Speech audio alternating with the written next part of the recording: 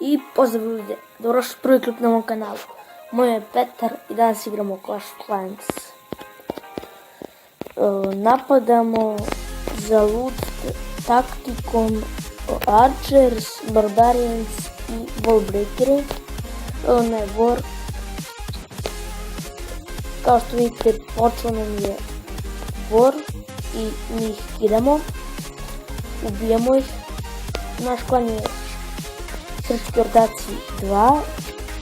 Napravljen je zbog 40 levela u Srpski ortaci. Svi koji su manje 40 uđu ovaj klan. I ja sam ušao. Sad napadamo. Pa onda da pokažem moj prvi napad u Waru i drugi. Jedan put napadamo da vidimo da li će biti dobar ulic. Ha, evo ga. Možemo, sad ćemo samo da napadnemo. Evo ga. Ovako. Malo obavljam. Malo da. Tako. Wallbreakere. I Armor.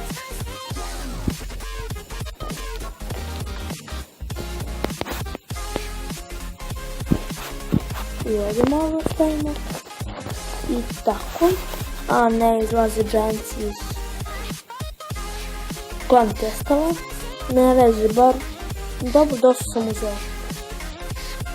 Nije baš malo. Sad ćemo vidjeti. A trebao sam još...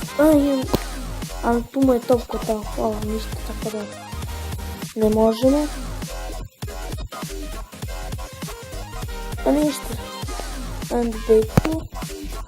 Koliko smo uzeli? A slabo nešto, ali dobro, nema veze. Sad samo da stavim trup pošto sam boostovao barake. To. Onda idemo Archers. I ajmo 5 Wallbreakera. Malo. Pola u stvari. Tako, sad. Ovo je moj prvi napad u Waru, napao sam njega. Evo sad ću vidjeti malo da ubrzam. Pustio sam tu